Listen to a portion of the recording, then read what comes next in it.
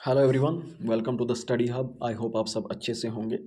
तो हम डेमोग्राफी आपकी कर रहे हैं, डेमोग्राफी को कवर कर रहे हैं। एक लेक्चर आ चुका है डेमोग्राफी के ऊपर। ओके, तो इसके अंदर हमने बेसिक थोड़ा सा डेमोग्राफी का आइडिया लिया था, डेमोग्राफी क्या है, और कुछ कॉमन कॉन्सेप्ट्स हमने लिए थे, कुछ इंडिकेटर्स मैंने आपको बताए थे, उसमें से थोड़े बहुत रह जाते हैं।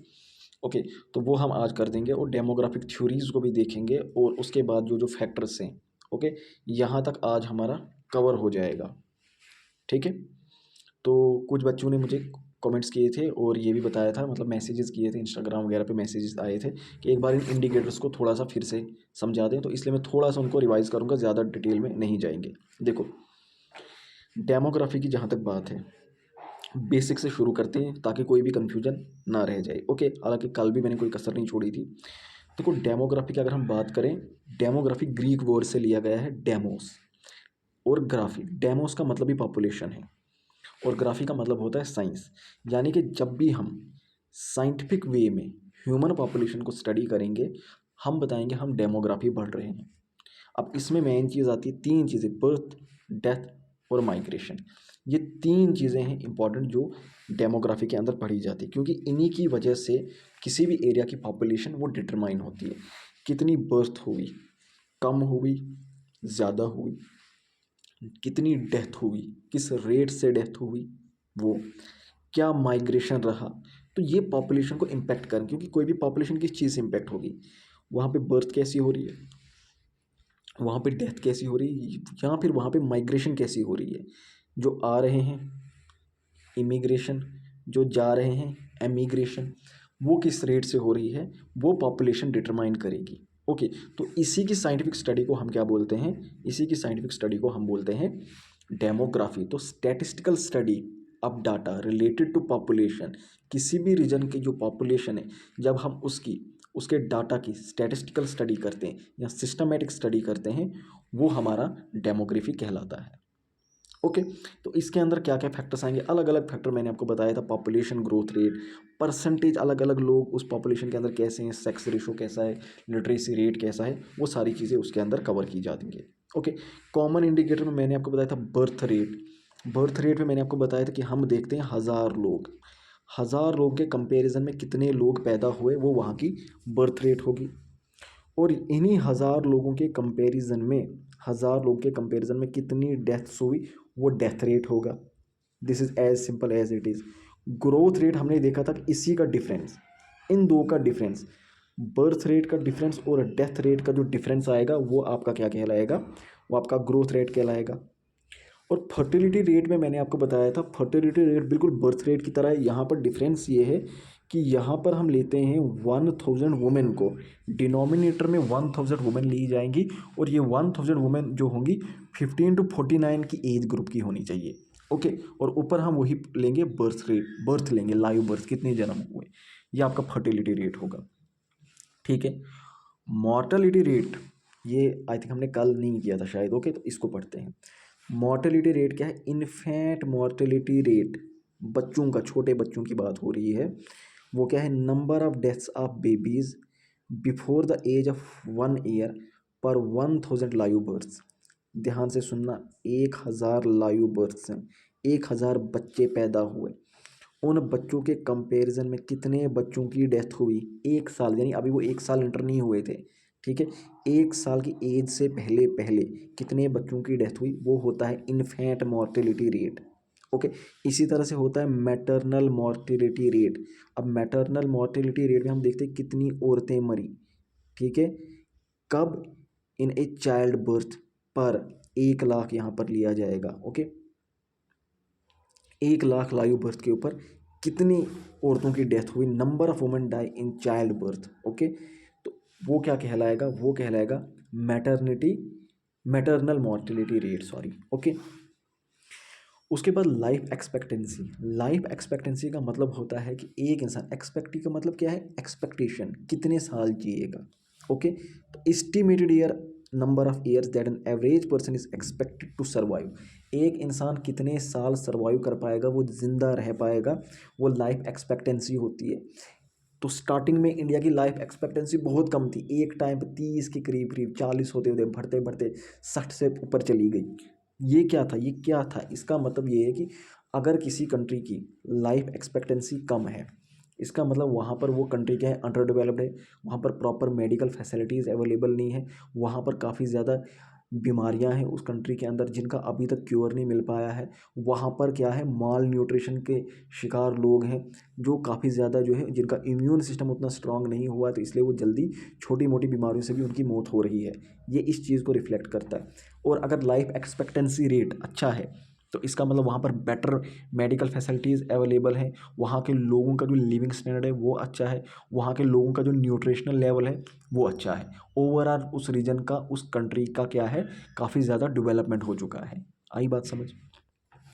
सेक्स रेशो क्या है? Sex ratio is very simple कि भाई हज़ार मेल के कंपैरिजन में कितनी फीमेल्स हैं, वो कहलाता है आपका सेक्स रेशो। ओके, तो ये है आपका सेक्स रेशो, ठीक है, क्योंकि ये टर्म्स आगे यूज़ होनी है इसीलिए मैं बता रहा हूँ।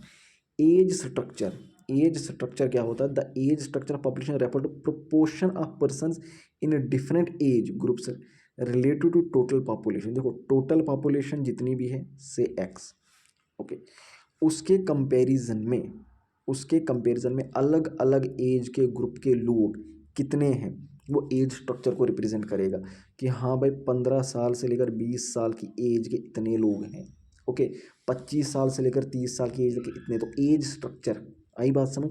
तो अलग अलग ग्रुप्स को रिप्रेजेंट करेगा टोटल पॉपुलेशन के कंपैरिजन में कि भाई टोटल पॉपुलेशन 10,000 है, 10,000 के कंपैरिजन में 25 साल वाले इतने होंगे, या इस एज ग्रुप के 25 से 30 साल वाले इतने होंगे। Okay, dependency ratio.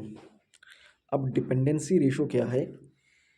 Major comparing the portion of population who is composed of dependents.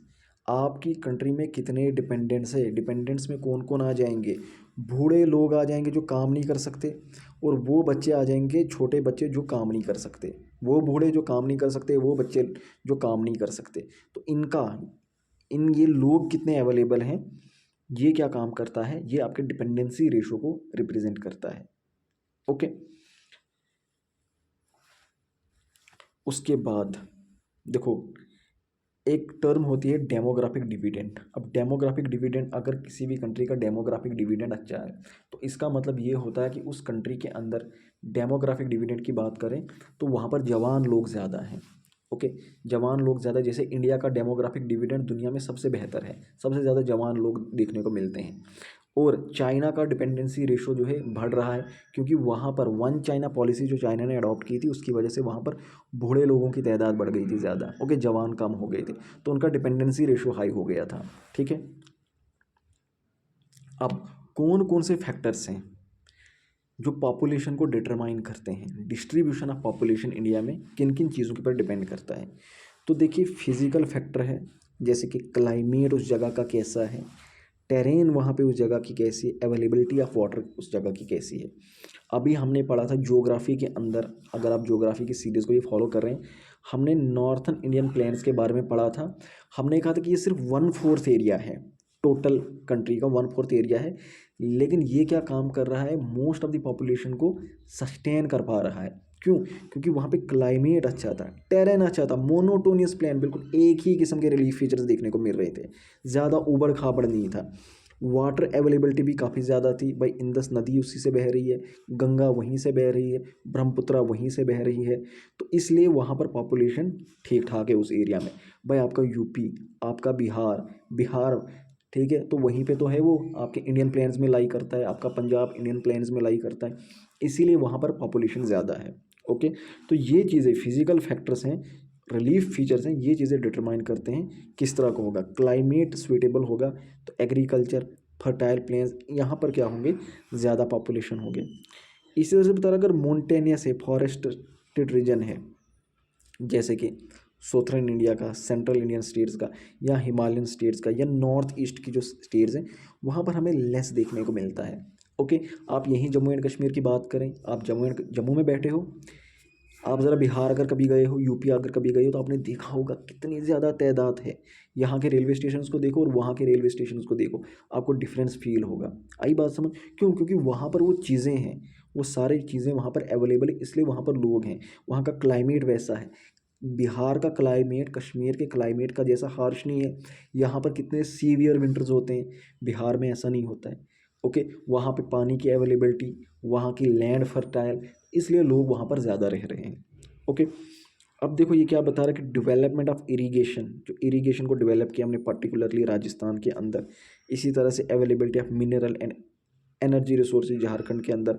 Transport network जो हमने डेवलप किया, उससे क्या हो गया, पॉपुलेशन थोड़ी मॉडरेट लेवल पे आ गई, यानी जिन एरिया में उतनी पॉपुलेशन नहीं थी बट लोग वहाँ पे भी जाने लगे, सो दैट कि ओवरऑल पॉपुलेशन का जो डिस्ट्रीब्यूशन हो वो मॉडरेट रहे, एक ही जगह पे कंसंट्रेटेड ना हो। एक ही जगह पे कंसंट्रेटेड होगा तो रिसोर्सेज के लिए फाइट हो सकती है। ओके, तो ये चीज़ है, ये हमने पढ़ा कि इसके अंदर कौन कौन से फैक्टर है जो पॉपुलेशन को, डिस्ट्रीब्यूशन ऑफ पॉपुलेशन को डिटरमाइन करते हैं। ठीक है, उसके बाद थोड़ा सा डेमोग्राफिक डाटा 2024 का, हमने 2011 का अच्छे से पढ़ना क्योंकि एग्जाम में पूछ लिया जाता है, लेकिन 2021-2024 का ये पढ़ना ज़रूरी है। अगर मैं 2024 की बात करूं, अभी इंडिया में 1.44 बिलियन की पॉपुलेशन इस बार जनवरी 2024 में नोटिस की गई थी। और इंडिया जो है इस वक्त दुनिया का सबसे ज़्यादा पॉपुलस कंट्री है, सबसे ज़्यादा तादाद इंडिया के ही लोगों की, ठीक है ना, ranks number 1 in the list of countries. Okay, China को भी पीछे छोड़ दिया। तो डाटा क्या बता रहा है कि इंडिया की पॉपुलेशन 13 मिलियन बढ़ चुकी है बिटवीन 2023 एंड स्टार्ट ऑफ 2024। अब ज़रा आइडिया लगा लीजिए, 48.4% जो इंडिया की पॉपुलेशन है वो फीमेल्स है और 51.6 आपके मेल्स हैं। ओके, उसके बाद ये बता रहा है कि 36.6% इंडिया की पॉपुलेशन वो अर्बन सेंटर्स में रहती है, जबकि रूरल में 63.4, तो आपके रूरल एरियाज़ में ज़्यादा रह रहे हैं। दुनिया की पॉपुलेशन का 17.76% कॉन्स्टिट्यूट करता है सिर्फ अकेला इंडिया। और आपने सुना भी होगा, एक कॉमनली एक्सेप्टेड फ्रेज़ है कि इंडिया जो है 6 महीने में एक ऑस्ट्रेलिया पैदा करता है, साल में 2 ऑस्ट्रेलिया, यानी जितनी ऑस्ट्रेलिया की पॉपुलेशन है 6 महीने में इंडिया उतनी पैदा कर देता है। ओके, तो इससे क्या हो रहा है, इससे पॉपुलेशन बढ़ रही है, हमारा डेमोग्राफिक डिविडेंड भी बढ़ रहा है। दोनों चीज़ें हैं, देखो पॉजिटिव वे में देखोगे पॉजिटिव भी है, नेगेटिव वे में देखोगे तो कुछ नेगेटिव चीज़ें भी हैं। ज़्यादा पॉपुलेशन बढ़ रही है, रिसोर्सेज के लिए ज़्यादा फाइट होगी, जॉब्स के लिए ज़्यादा फाइट होगी, है ना। लेकिन ज़्यादा पॉपुलेशन अगर बढ़ रही है तो हम उसका प्रॉपरली, अगर स्किलफुल पॉपुलेशन है आपके पास, प्रॉब्लम इंडिया में ये है कि भाई पॉपुलेशन तो है लेकिन वो स्किलफुल पॉपुलेशन नहीं, इसीलिए आप देखोगे मेक इन इंडिया, बहुत सारी स्कीम्स लाई गई जिससे इंडिया के जो लोग हैं उनका क्या किया जाए, उनकी स्किल को बढ़ाया जाए, उनको स्किलफुल बनाया जाए। तो अलग अलग स्कीम्स गवर्नमेंट इसके लिए लेकर आ रही है। ओके, क्योंकि पॉपुलेशन तो है लेकिन अगर पॉपुलेशन स्किलफुल नहीं है तो वो किसी काम की नहीं है। लेक्चर थोड़ा फिर से लंबा हो गया क्योंकि ये स्टैटिस्टिकल पोर्शन होता ही है ऐसा, इसमें थोड़ा ये लंबा हो जाता है। डेमोग्राफिक थ्योरीज नेक्स्ट लेक्चर में करेंगे, ठीक है। Thank you so much.